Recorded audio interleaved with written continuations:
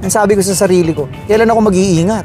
Pag may sakit na ako? Nung araw, di naman ako naniniwala na pwede akong action star. Alam nyo ba na hindi pangarap ni Brother Jerry Crabal ang maging action star? Kung sawa na ako nagpapabata eh. Ginawa mo kontrabida, hindi na ito sisita. Kasi kung hindi sa kanila, wala ako ngayon. What's up guys? Nako, exciting ang vlog natin ngayon kasi kasama natin ang the legendary Brother Jerry Crabal. Brother, thank you. Welcome sa Welcome. Anytime. Sa mga nagtatanong, nandito po kami sa set ng isang bagong proyekto dito sa TV5, action drama. Nandito yan. Muli nyo pong masisilayan ng Jerry Crabal sa telebisyon. At balita ako, tol. Solid fan ka daw ng Batang Quiapo tsaka anak mo. Totoo ba yan? Nanonood ka talaga? Siyempre, Batang Quiapo yan eh. Lagi-lagi. Monday to Friday yan. Guys, sa mga nagtatanong, Monday to Friday po ang FPJ's Batang Quiapo, 8 p.m. to 9 p.m. And meron pong reruns yan sa YouTube, sa Kapamilya Channel. And syempre sa TV5. Alam nyo ba kung ilang taon na si Jerry Crabal? Gulat na gulat ako eh. 45. Balita ako, senior ka na daw. Totoo ba yan, tol? Oo, binuking mo tuloy. Hindi nga, tol. Ang itsura po ni Brother Jerry Crabal sa personal, mukhang 35 years old. Hindi naman. Mukha pa ako mas matanda. Kita naman eh. Sawan-sawa na ako nagpapabata eh. Maraming tumataas ang kilay pag nagpapabata ka eh. Kasi hindi mo naman maiwasan dahil nung nag-uumpisa ako mag-artista, pag may umidad na, ngayon palang bibuild upin, pababatahin. So, nung nag-start ako, ginawa lang akong 70. Kunwari, 17 ka. Ito yung long hair ka, tol. Late na rin ako nagpa-long hair eh. Ang first starring role ko, hanggang dito yung buko. Tapos yung mga sumunod kong pelikula, yung pang-apat na movie ko, nakita ko, walang action star na, na long hair. Sabi ko magpa-long hair kaya. Lahat long hair. Tapos, nung nauso yung mga TV, nagbo-boom yung TV, hindi ka makakuha ng mga role na pulis ka. Kailangan clean cut. Alam nyo ba na ang idol ni Brother Jerry Crabal, ang kasama namin sa FPJ's Batang Quiapo? Si Primo! Senator Lapid! Si Leon Guerrero. Si Leon Guerrero. Senator, I love you. Idol! Bukod kay Senator Lapid, si Ace Berhel. Ace Berhel. Ano mo naging nagustuhan si Senator Lapid sa galawan, sa acting? Kasi nung buhay na buhay ang movie industry, movie goer kasi ako, pinag-iipunan ko yung sinihan eh. Hindi po ko na sinihan, nanonood ka ng sine. Ang daming mga labas pelikula nung araw, mga action film. Yan ang pinanonood ko lahat, Ace Berhel. Hindi ka pa artista na to? Hindi pa. Tapos mga Leon Guerrero. Yan. Mahilig ako sa mga ganung movie nung araw. To make the long story short, nung naging artista na ako, ang mentor ko si Willie Milan, patay na yun eh. Sabi niya sa akin, wala kang gagayahing acting kundi dito. Ito. Kasi daw, parang hawig ko. Sabi ko, paano kung gagayahin yan eh? Ang galing-galing umacting yan. Hindi naman ako ganun kagaling umacting. Basta yan ang gawin mo. Yan ang gusto kong acting mo. Gusto niya ang acting ko lahat, Ace Berhel. Ace Berhel talaga.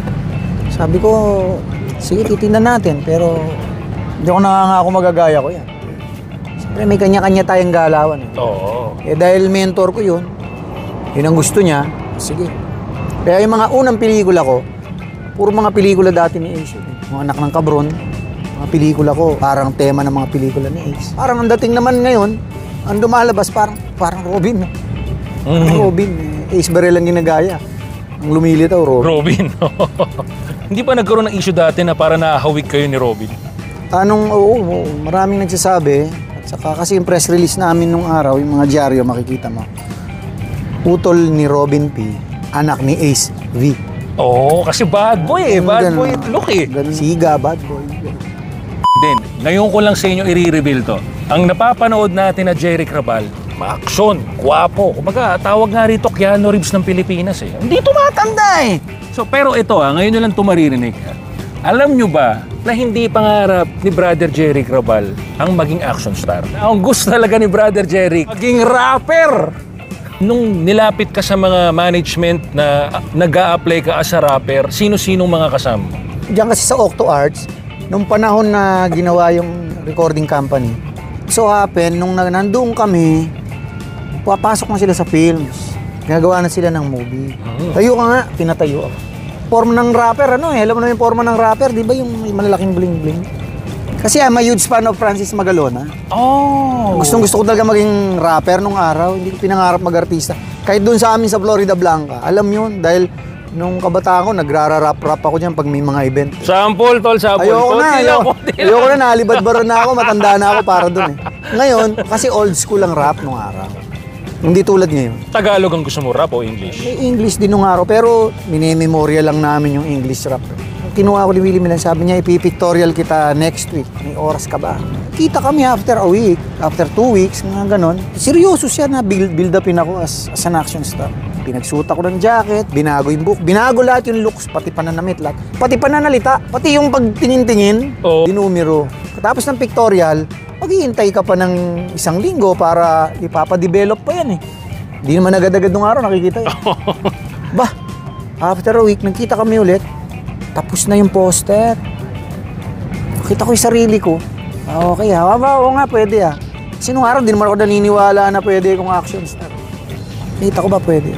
Pupunta tayo ngayon kay Nanama, kay Mother. Kami kay Mother Lily. That time, gagawin ng Regal Films yung anak ng pinakamagandang hayop sa balat ng lupa. Alam ko si Rufa Gutierrez ang bida. Mm-hmm. Ang role ko ay parang pirata kontra bida. Ayaw ni Willie Milan. Sabi ni Willie Milan, pag ginawa mo kontra bida to, di na to sisikat. Meron pa yung first films, Eddie Garcia ang bida eh. Ang role ko, Ben Tumbling, hinahabol ko si Eddie Garcia. Nalimutan ko na yung title. Anyway, ayaw na naman ni Willie Milan kasi nga parang kontra bida. Hanggang sa napunta na ako sa Octo Arts. Nakita ako ni Boss Orly. Wala naman siya sa akin agad. Ginawa akong bida. That very moment, kahit ano pang kontrata yan, ipirmahan ko yan, ako bida eh. Malaki ang utang na loob ko dyan sa Octo Arts kina Boss Orly. Kasi kung hindi sa kanila, wala ako ngayon. Ito, hindi ako artista ngayon. Ang mga kasabay ko dyan sa Octo Arts, na tanong mo kanina, naiwan lang natin. Sina Michael B. Yan ang kasabay ko dyan. Rapper eh. Oo. Kami ang mga, mga contract star. Si Michael B, hindi siya sumikat as rapper. Naging comedian. That time, ang naging sikat na rapper. Si Andrew E. Andrew E talaga. Si Andrew E, oh. Kasi natatandaan ko yung kay Andrew E, umanap ka ng pangit. Yung kay Michael B, maganda ang piliin. Sumikat pareho, kaya lang talagang mas nag-boom yung kay Andrew dahil nagkapelikula pa eh. Bulog ang pangalang Michael B sa larangan ng komedya. At si Brother Jeric naman sa larangan ng action. And the rest are history. Totality, Brother Jeric, nakailang pelikula ka nung araw? Ang mga pinagbidahan ko, sa Octo Arts parang 12. Kasi pumirma pa ako sa Regal Films ng 5 years eh. Para naka-12 din ako. Outside production, siguro mga 49. Ang huling ginawa ko na ako bida sa pool, Manila's Finest, Double Barrel. Tapos ngayon, itong taon na to may gagawin ako. Ang title namin ay Stone Kingdom. Kinukwento ko sa'yo. Oo, abangan ko yan. Sasama ako dyan ni Brother Jerry. Oo naman, oo naman.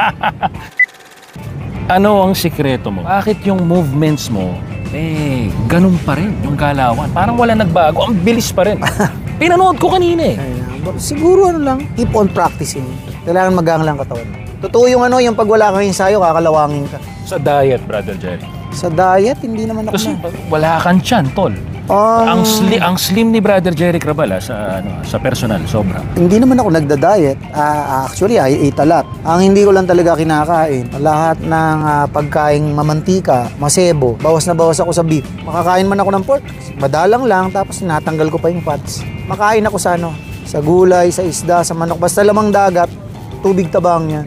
Kita nyo naman, tol. At walang alcohol. Walang bisyo. Wala kang alcohol. Dati Sigarilyo, umiinom alak, ako. Ay, hindi ako nanigarilyo ever since. Ilang years ka na, Brother Jeric, na hindi umiinom tsaka naninigarilyo? 2011 ako nag-stop mag-inom eh. Tagal na, halos isang dekada na. Pero matanda na ako nung natuto ko mag-inom, 27 na ako. Kaya lang nung araw, pag naman kasi nag-inom ako, madami. Tapos, nagkakasakit lang ako sa tiyan eh. Masakit ang tiyan, ganun. Tuwing na-hospital ako, tiyan ang problema. Sa inom, ang sabi ko sa sarili ko, kailan ako mag-iingat? Pag may sakit na ako? Too late chocolate na yun, tol. Kasi tayo, may ugali tayong, kung kailan na-stroke, doon nag-iingat. Kung kailan nagkasakit, doon nag-iingat. Ay, hindi ka pa nagkakasakit. Mag-ingat ka na. Live healthy. Sana all, Brother Jeric, no? Grabe. Looks, kilos, movements. Saka mahabang tulog. Ayun. I-priority mo ang tulog mo. Brother Jeric, maraming salamat. Maraming salamat, kapatid. Iyong oras, salamat sa Diyos. Salamat sa Diyos. Abangan nyo si Brother Jeric. Ito kasi yung ang vlog ko sa kanya. Pero abangan nyo kasi marami nagtatanong, bakit wala sa social media ang Jeric Rabal? maglalagay na po ng official FB page si Brother Jeric Rabal. Abangan nyo. At dyan, makikita nyo na siyang magla-live, makikita nyo gagawa ng mga content, at yung mga documentary. Gawa na tayo! Oo! Dapat tol, mapanood niya ng ano, yung mga pelikula mo ng araw, lalo na yung mga stunt mo, no? Gusto nila marinig yan, paano mo ginawa eh. Upuan natin minsan. Oo, so abangan nyo yan guys ha. At i-announce namin pag naka-up na ang Facebook page ni Jeric Rabal. Brother Jeric, I love you. Thank you very much. Salamat, kapatid. Salamat sa Diyos. Salamat Guys, sa Diyos. follow nyo kami ha, Jory Ramirez TV, and abangan nyo po yung Facebook page ni Brother Jeric Rabal. Kita-kits on the next vlog. To God be the glory.